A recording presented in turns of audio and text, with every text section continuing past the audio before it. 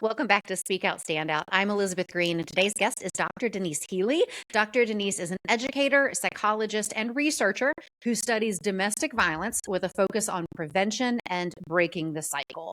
And Dr. Denise, we're really glad to have you here today to talk about all this.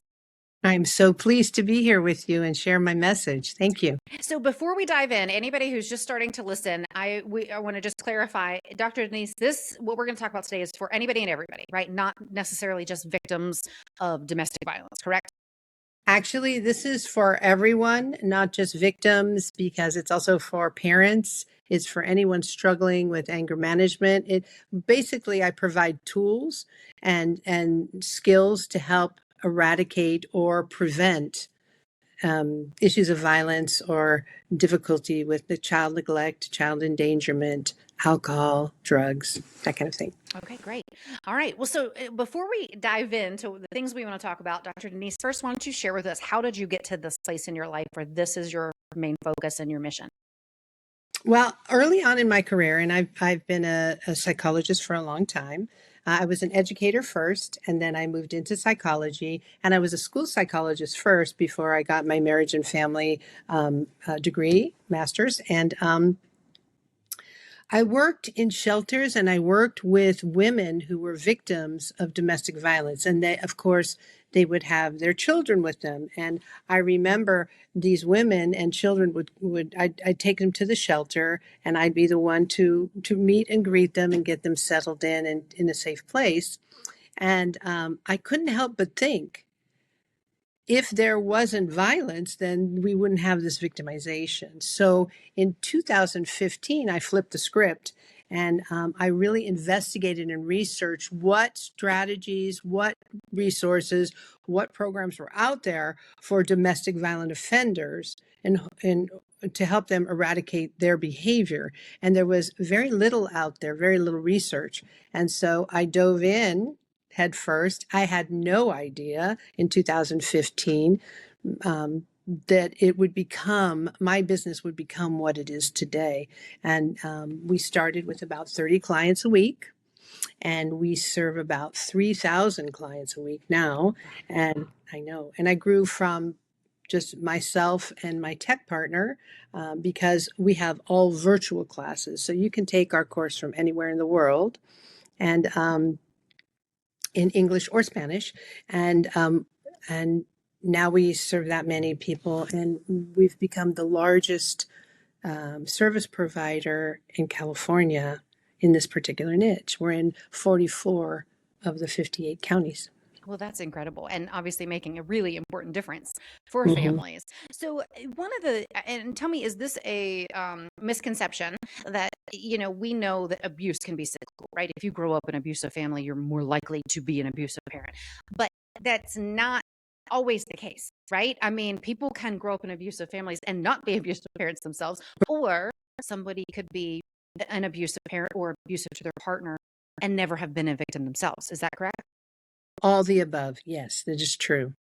It is the patterns we develop starting in childhood and that we maintain. We either interrupt the cycle, or, like you said, if you're from an abusive home and you make a distinct choice to interrupt the cycle and you learn the skills to interrupt the cycle, or you are not in the cycle, but because of your experiences through life or your traumas that you might have been impacted by, you develop behaviors that are violent in nature.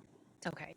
And so let's talk about this as parents, right? So assuming that somebody listening to this is not in a situation where they have a safe, healthy family environment, why should they even think about something like this? Why does it matter as we're raising parents? Because we think, oh, well, my kids aren't exposed to anything like that. They're going to grow up and be just fine. Why should somebody who's in that environment be concerned? I always believe in, our model is about being entirely aware so you can learn problem solving skills so you stay nonviolent, right? And so what's important about that is our children have to go out into the world regardless of the environment that they come from, and then they have to interface and negotiate and bring their moral values into like the school setting or the community setting or the friend setting. And not everybody has the same moral foundation or the same understanding about violence, or they may not be able to deal with some of the behaviors that are, bullying is very strong in our school systems throughout the country. And so someone who is well adjusted at home and feels safe and secure, they go into the school setting, they don't feel so safe and they don't feel so secure. And so they develop coping mechanisms that they may or may not communicate with their parents, right? And so it's really important that they're aware of the skills that they can use in order to maintain their integrity and groundedness in their family morals. Well, so obviously there's not a specific playbook that we have as parents to do this, this, and this. Don't do this, this, and this, and you're going to raise a happy, healthy, communicative person. Yeah. If that was the case, we would all be a lot better off. But there is no playbook for that. But there obviously are things that we can do. So what kind of tips do you have for parents who want to teach their children how to manage anger in particular? I love that you said that. I love that you asked that question. I wrote a book. One of the biggest things that came out of my work with these adult offenders is they said, we really wish we would have known these strategies when we were in high school or when we were in grade school, because they wouldn't have been in trouble when they got older, right? I've had parents who said, we wish we had these strategies so we don't demonstrate or model for our children some of the bad behaviors that we tend to fall into when we're having a difficult moment with each other. So the very first strategy that I always teach anyone is active listening. It's being able to listen to someone else without judgment, criticism, or blame, and to be able to put the other person first. That's really hard in our society today, because I'm being protective and I want my position known. And so I want to throw out my ideas and I want you to listen to me. But the biggest step is for me to listen to you and to teach individuals how to stop, think, and not put themselves before the other person. So it's very easy, actually, once you get into the habit.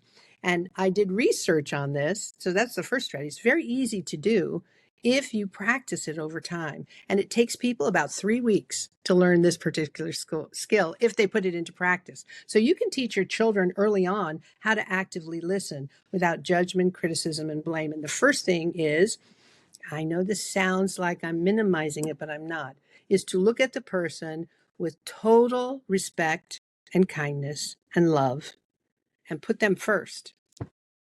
That's hard to do when it's a heated situation. And then actively listen without judging them, without criticizing, without blaming them, and without thinking over them. Very important skill. Right. I think that oftentimes, especially in a heated scenario, we're constantly thinking about the next thing we're going to say, right? Oh, I'm going to prove you wrong and I'm going to say this in a second, instead of really listening to what I have to say. And so what do you think the best way to do that? I mean, is really just to zip it? Actually, to grin and bear it or to zip it and bear it is probably, it's like a pressure cooker. That doesn't always work. Okay. We are visual human beings. So a pre-strategy to active listening is to avert your eyes, to have your children or even adults just to look down, because it disconnects. Then you can ask yourself the what question. Now, there's a lot of science about the what question. And I love this. It's in my book as well. But there's a lot of science behind the what question. When I ask you, why do you like the seashore? Your brain, the part of your brain that reacts to the why question, is different than the part of your brain that reacts to the what question. And most people in a heated situation are in neither of those parts of the brain. They're in the fight, flight, or freeze part of the brain. So in order to get yourself, and this works fabulously, and people who practice it once or twice, they immediately feel the difference in their body. And all you do is you ask yourself the what question, and you avert your eyes and what's my best next step? You will immediately go from your brainstem to your prefrontal cortex, because this is where problem solving occurs in your prefrontal cortex, right? So when someone averts their eyes and disconnects the energy and the visual contact and go, okay, what's my next best step? We can problem solve pretty quickly in that state. Children do it well. It's like a child who's crying and they're going, and you go, what's the matter? You'll see them freeze for a minute. They'll go, and they'll start crying, but you keep asking them what, and they'll begin to develop their prefrontal cortex and their problem solving skills. It's wonderful to watch this happen. I've worked with a lot of people, and there was one gentleman who was in this verbal contest with his wife. And he said, it's not going to work. Miss Denise, this is not going to work. But he sat there and he did it, and he asked the what question. He literally felt different, more relaxed, more grounded, and he was able to look at his wife in a different way. And the first time he did it, he started to laugh, like, oh, what's happening here? Because he was no longer angry. He wasn't fighting. And it caught her off guard too, he said. And she just got mad and left the room. Next time she came in and it happened again, he said the next strategy, which is telling the person, especially if they're in your life, you are very important, but I'm very important. How we're dealing with this issue, the issue might be important, but how we're dealing with it is not working. So once you get past the what question and you actively listen and you get to the point where you can communicate and you can say, let's deal with this in a different way, all of a sudden there's mutual respect. Then the space between you and me, or the space between the person, both people, is a space where I can love you and you can love me and we can feel safe. And that's the whole process, is to get to a place of safety with each other. Children pick up on this really easy. Children are able to master these skills pretty readily. And the earlier they learn it, by the time they're middle school and high school, it really helps them negotiate any conflict that they might get into. And watch out, parents, because then they use it with the parents and say, they go, I am listening to you, but you're important, mom or dad, but I'm really important. And you yelling at me, the issue might be important, like I need to do my homework, but you yelling at me isn't working. Can we do it another way? Yeah. Right? It's pretty powerful work. Yeah, especially to have our teens kind of put us in our place, you know, I'm sure. Mm-hmm. Well, and when you say you stop and think, like, what is my next best step? Obviously, this is going to be dependent on the situation. I know there's no universal answer here, Mm-hmm. but typically in a typical, like, let's say we're arguing with our teen over homework, right? What Mm-hmm. is in general the next best step for mom to do in this situation where you didn't do your homework, you're failing this class, you're in trouble, kid doesn't want to hear it, you know, and you're just kind of battling it out. What in general, what would be a good example of a next step? Well, if all of that is happening, and if that is true, and an argument is about that, the next best step is to take 3 steps back. To take 3 steps back and help the child understand why they might be failing, or ask them, what do you think is going on with why you are failing? Here are the expectations that we have of you. Are these expectations unreasonable? If they're unreasonable, then we have to adjust the expectations. If the expectations aren't unreasonable and the child can't meet those expectations, then we have to help the child develop the skill to meet those expectations. Yeah. And I like that you mentioned asking them, because I think so often in miscommunications or like arguments, it is a matter of miscommunication or assuming something that is not accurate. Not accurate. And our teens today really run deep. They're dealing with more than reading, writing, and arithmetic. And so when they're saying they don't understand, imagine walking into a classroom where you don't feel safe, right? Say you don't feel safe in the classroom, maybe not because of the teacher, but because of the other students in the class, because the dynamic in what just occurred in the hallway, what happened in the girls or boys room at PE. And so they're carrying all of that, and children don't have necessarily the capacity to let it go and move on to the next thing. So it might be that transition piece of how are you doing with transitioning from class to class? How are you doing? Is there something happening in the hallway that is putting you in an unsafe feeling? Now, it doesn't necessarily mean they're unsafe. I think our schools are safe, but sometimes the interaction between teens is not safe. And so that needs to be addressed as well. I had one student tell me, because I worked in middle and high school for a long time, and he said, and he was really distressed. And he said, you know, when I walk down the hallway, I feel like I'm walking down the center of rabid dogs. That was his experience. Now, I could walk down the hallway and not experience that at all. Right. Right. But from this child's perspective, this 16-year-old boy's perspective, that's what he experienced every day. It would be really hard then to go into algebra and sit down and try to really use my prefrontal cortex to problem solve that algebraic formula. Right. There'd have to be a lot of refocusing and presetting to bring all the children back to thinking. And I don't think we do that enough for our students. I think when students come in, they're supposed to sit down and open their book and get to work, and they're not really preset to do that. So to teach the child to preset themselves is important. If you're struggling with walking down the hallway, or you had an interaction that throws you off, take a minute, sit at your desk, take a minute, practice breathing. Remember, it's them, not you. All you have to do is breathe. Focus, remember where you are. Stay very present, stay very aware, and then engage. Sometimes that's all it takes for, especially for high school kids. It's a little more difficult for middle school children. Yeah. Yeah. I have a middle schooler and a high schooler, so I can absolutely see that.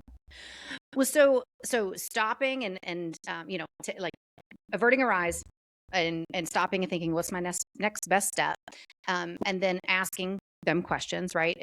In situations, what else can we do to help diffuse heated situations with our kids, whether it's between us and the child or siblings, anything.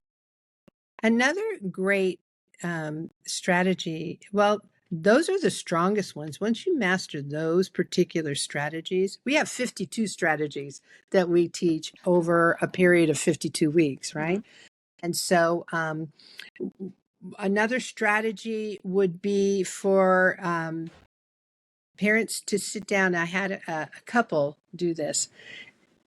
It's very easy in parent relationship, because we're so busy. Moms are so busy, dads are busy, kids take up our energy and our time. And so it's like ships passing in the night.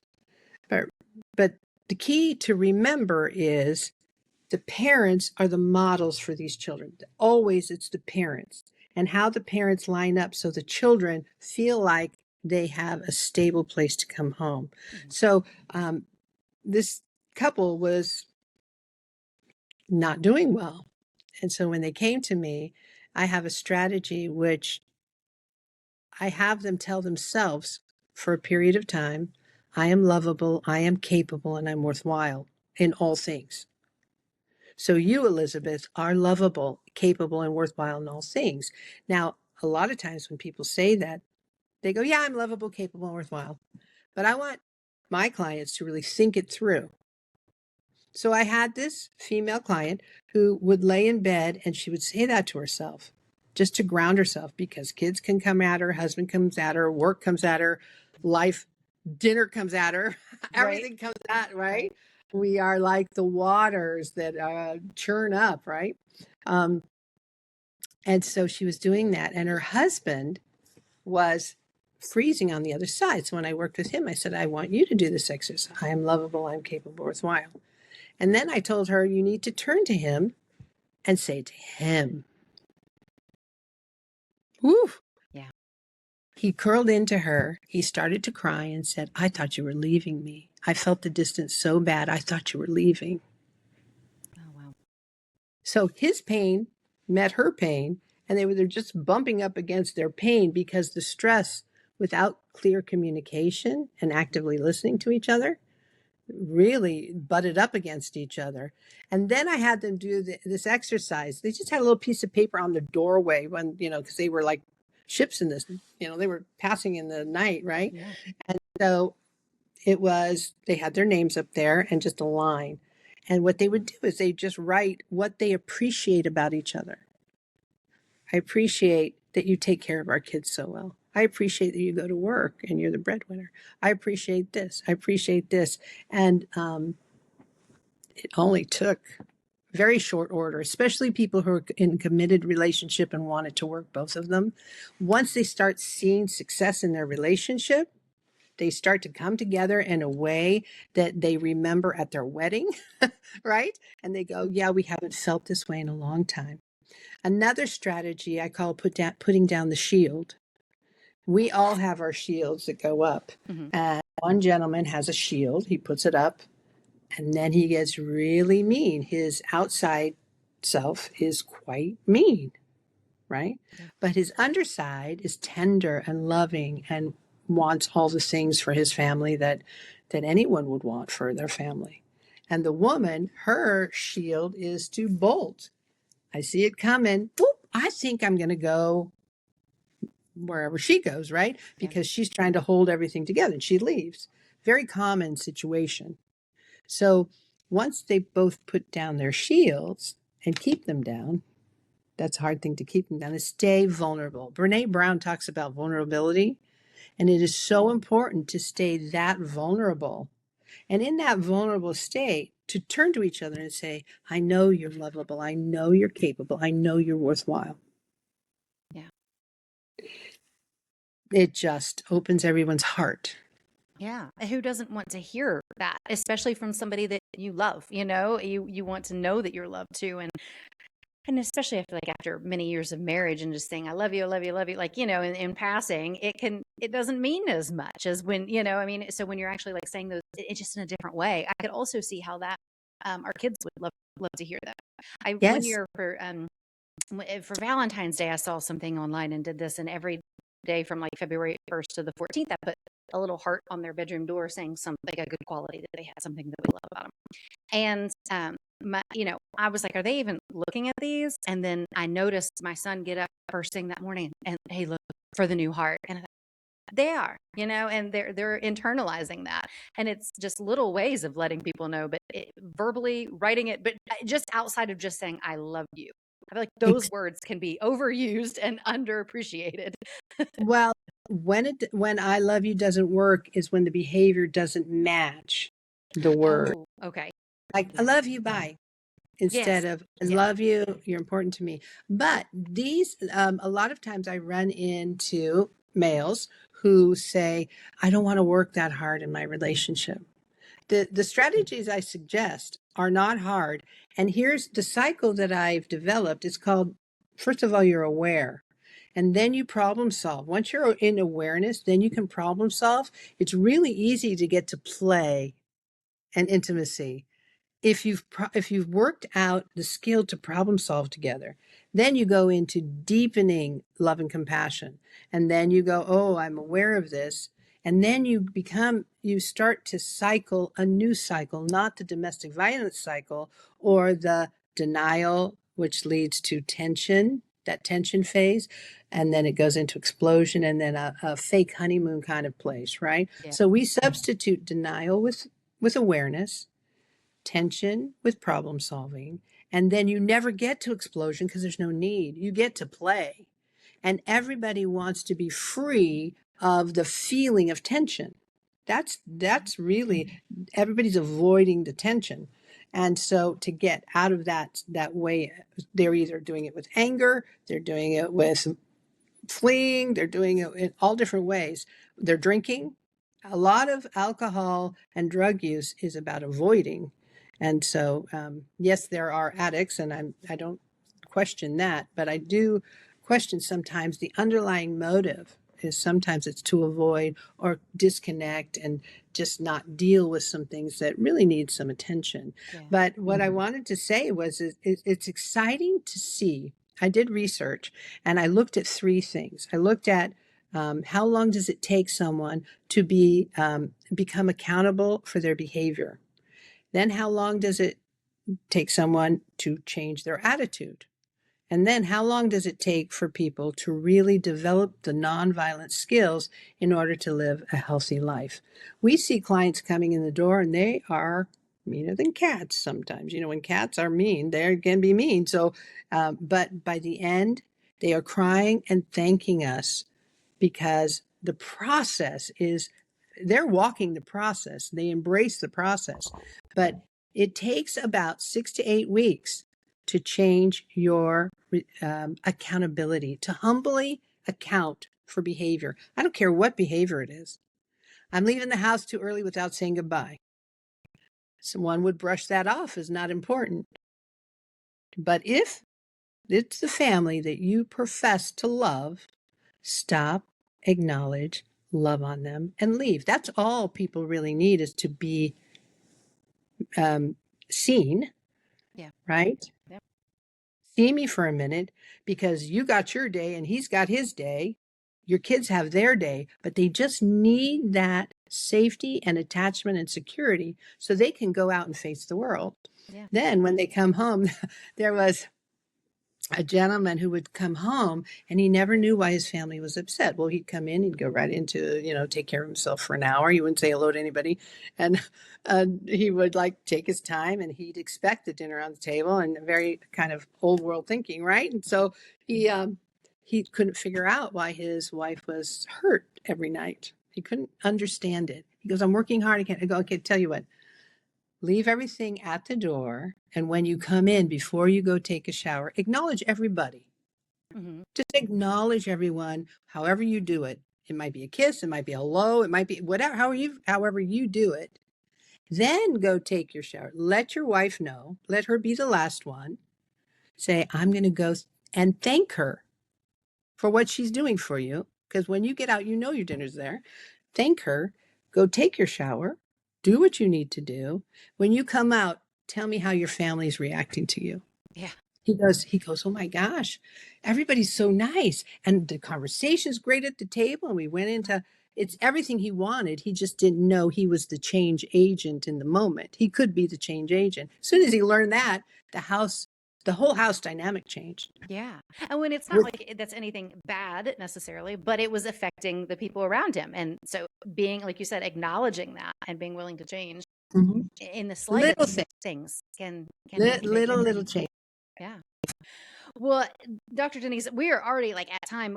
This went so fast. But before we wrap up, I just want to ask: is there anything else that you want to share with our audience, and if you could just quickly touch on one other question? If there's a mom listening who has been in a domestic violence situation and is worried that her kids will repeat the cycle, obviously you can assure her that's not necessarily the case. But what could or should she do in her role to prevent that from being the case? Oh, you're muted. Don't know how that happened. We have a lot of resources on our site. Our site is S2S DV online, and there is a resource page there. It helps people have their readiness plan ready in case of really dangerous situations. It has resources in every local area in the country because we're set up to go national. I also recommend my book. The book came out of my clients telling me, I wish I had this for I'm changing as an offender. My wife or husband doesn't believe me. What can I do to practice with them? So I wrote the book for them, and it's called Mending Broken Connections. And it's just 10 simple strategies for someone to use. And it's good to use them just on your own, because once you start changing, it changes the dynamic of the relationship. Well, that's fantastic. We'll make sure we link to that. So if you're listening to this or if you're watching, the links are going to be right wherever you are. So you can hop over to the website, you can check out the book, and of course, they can reach out to you directly, right? With any questions And I or have interest in your programs. I have a child's book for younger children struggling with anger, and it's called Christopher's Anger. You can get it on Amazon, and it's when my last name was Zuckerman, so it's Denise Zuckerman, but it's called Christopher's Anger, and it's a composite of children who have extreme behavioral issues and extreme anger. So it gives them some strategies. Oh, fantastic. You're hitting all the dots, right? From the little ones to the adults. So, well, Dr. Denise, thank you for what you do. You're making a difference in families and lives, and we appreciate your time here today and sharing all this with us. I'm honored to be here. Thanks, Elizabeth. And thanks for listening.